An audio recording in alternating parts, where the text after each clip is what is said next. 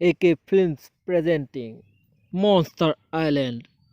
Movie के starting में हमें 2000 साल पहले की एक समुद्र का किनारा दिखा जाता है, जिस जगह का नाम था मोटुतानिवा, जहाँ पर समुद्र के बीच एक बहुत ही बड़ा और भयानक दिखने वाला क्रिएचर था।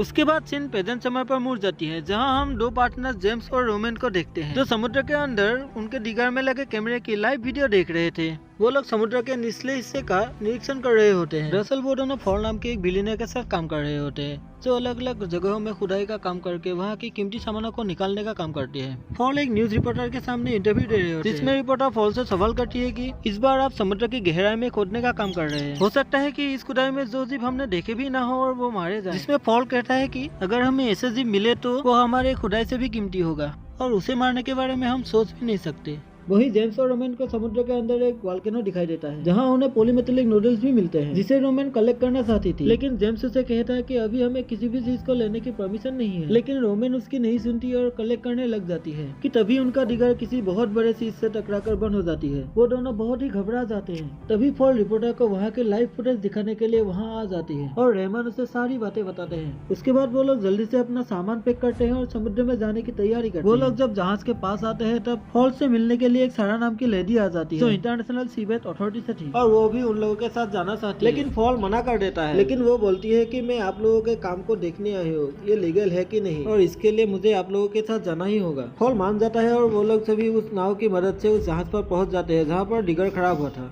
लेकिन उन लोगों को डिगर कहीं भी दिखाई नहीं देता। वो लोग 3D इमेज का इस्तेमाल करके समुद्री तल को देखते हैं, जहाँ उन्हें पता चलता है कि समुद्र के नीचे वोल्केनो के तीसरे हिस्से पर बहुत ही इल्यूजन हुआ है, जिससे तीसरा हिस्सा निकल चुका है। उसके बाद वो लोग जहाज में रखे छोटे से सबमरीन में जाते हैं और समुद्र के 4000 मीटर गहराई तक पहुंच जाते हैं, लेकिन उन्हें कहीं भी डिगर का कुछ पता नहीं चलता। सबमरीन के लाइट्स को ऑन करता है कि तभी उनके सबमरीन पर कोई बहुत ही बड़ा क्रिएचर हमला कर देता है, जिससे सब लोग बहुत ही घबरा जाते हैं। उसके बाद वो क्रिएचर समुद्री सतह पर आ जाता है, जो दिखने में बहुत ही बड़ा स्टारफिश जैसा दिख रहा था, और उनकी सबमरीन भी उसी क्रिएचर के ऊपर होता है। सबमरीन उस क्रिएचर के ऊपर होने के कारण वो लोग कहीं भी हिल भी नहीं पा रहे। तभी सारा कहती है कि मैंने ऐसे ही जीव के बारे में पढ़ा है जिसे काइजो कहते हैं, और ये वोल्केनो के लावे से जन्म लेते हैं। फॉल रेडियो की मदद से मिलिट्री के कर्नल से बात करने के लिए कांटेक्ट करते हैं। फॉल वहाँ के ऑफिसर को सारी बातें बताता है और कहता है अगर ये जमीन पर आ गया तो तबाही मचा सकता है। उसके बाद वो ऑफिसर अपने सीनियर हॉन्ग को सारी बातें बताता है। हॉन्ग हमले की तैयारी करने के लिए कहता है। इधर सबमरीन में भी थोड़ा पानी भर गया, जिससे वो लोग और घबरा जाते हैं। उस तरफ मिलिट्री के लोग उस क्रिएचर पर हमला कर देते हैं, जिससे कि उस जीव के शरीर से खून की जगह लावा निकलने लगता है, जिस वजह से सबमरीन के अंदर भी गर्मी बढ़ जाती है। फॉल ऑफिसर को फायरिंग बंद करने के लिए कहता है, नहीं तो वो लोग भी मारे जाएंगे, पर उन्हें जवाब में मिलता है कि जितना जल्दी हो सके वहाँ से हट जाओ। ये सुनकर सभी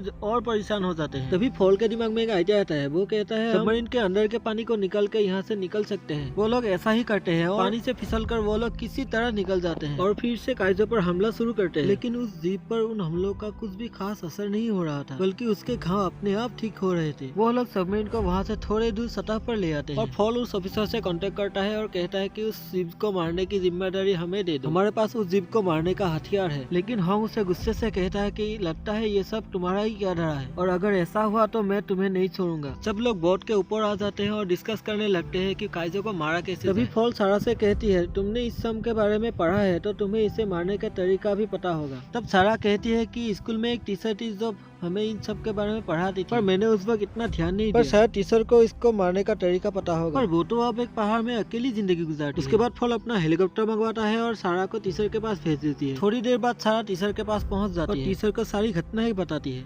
टीचर एक बुक निकालती है और सारा को कुछ तस्वीरें दिखाती है। सारा बोलती है हाँ यही वो चीज है। टीचर सारा को एक शॉकिंग जानकारी देती है कि ये सबसे खतरनाक जीव है, इसे किसी भी हथियार से मारा नहीं जा सकता, बल्कि वो इन हमलों से और भी ज्यादा शक्तिशाली हो जाता है।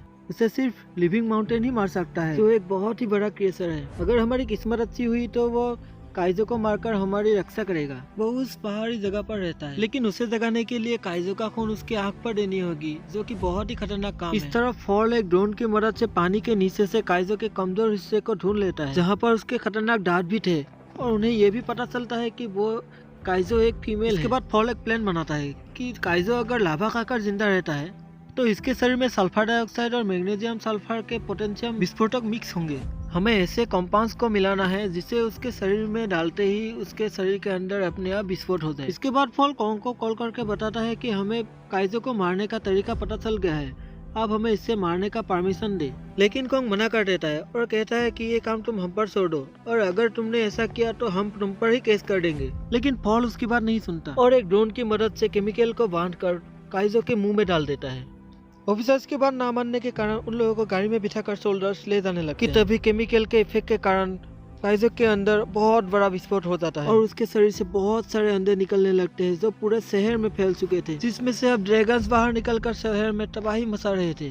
तभी उनके गाड़ी के सामने एक बहुत बड़ा अंडा आकर गिरता है और उसमें से एक ड्रैगन बाहर निकलकर एक सोल्जर को मार देता है, जिसके बाद वो लोग किसी तरह अपना जान बचाकर वहां से भाग लेते हैं। फिर एक फीमेल सोल्जर उन सबको एक टनल में छुपने को बोलकर एक ड्रैगन को शूट करने लगती है, लेकिन वो ड्रैगन उससे भी जलाकर मार देता है और वो ड्रैगन उन लोगों के पास भी पहुंच जाता है और अपनी आग से जेम्स को भी जला देता है। लेकिन फॉल और रोमैन के पास दुखी होने का वक्त नहीं था, वो लोग दोनों भागने लगते हैं। दूसरी तरफ सारा फॉल को फोन करती है और कहती है कि मुझे काइजो को मारने का तरीका पता चल चुका है। सारा टीचर को लेकर उन लोगों के पास आ जाती है। फॉल पहले तो टीचर की बात बिलीव नहीं करता, लेकिन टीचर उसे समझाती है कि ये प्राचीन काल से चलता आ रहा है, पर उसके लिए हमें काइजो का खून चाहिए। दूसरी तरफ ड्रैगन से एक ज्वालामुखी की ओर बढ़ रहे थे जो शहर से थोड़े ही दूर में है। अगर वो ज्वालामुखी फट गया तो पूरा शहर बर्बाद हो जाएगा। मिलिट्री के हेलीकॉप्टर्स उन्हें रोकने की कोशिश करते हैं, पर ड्रैगन उन हेलीकॉप्टर्स पर हमला कर देते हैं और तबाह कर देते हैं। ड्रैगन ज्वालामुखी के पास जाकर उसे खोदने लगते हैं। दूसरी तरफ फॉल और बाकी के लोग एक प्लेन बनाते हैं। वो लोग एक अंडे को हेलीकॉप्टर में लटकाकर माउंटेन आइलैंड के लिए निकल पड़ते हैं।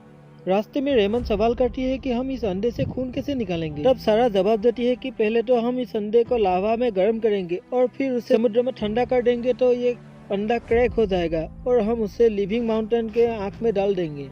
उसके बाद वो लोग उस अंडे को ज्वालामुखी के ऊपर गर्म करके पानी में डाल देते हैं, लेकिन अंडे को पानी में डालते ही अंडा टूट जाता है और उसमें से एक ड्रैगन निकलकर उन लोगों पर हमला कर देता है। वो लोग किसी तरह पानी में कूदकर अपनी जान बचाते हैं, लेकिन पायलट को ड्रैगन मार देता है। उन लोगों को किसी भी तरह ड्रैगन का खून लिविंग माउंटेन के आँख में देना था, इसलिए वो लोग हाथ फैलाकर ड्रैगन का ध्यान अपनी ओर आकर्षित करते हैं और भागकर एक गुफा में घुस जाते हैं। ड्रैगन जैसे ही अपनी मुँह से लावा उनकी तरफ फेंकता है तो वो लावा एक होल में गिर जाता है और तभी उस होल से एक बहुत ही चमकदार रोशनी निकलने लगती है। दरअसल ये लिविंग माउंटेन की आग ड्रैगन के लाभे में उसका खून होने के कारण वो जाग गया। देखते ही देखते पूरा पहाड़ हिलने लगता है, तेज आवाज आने लगती है।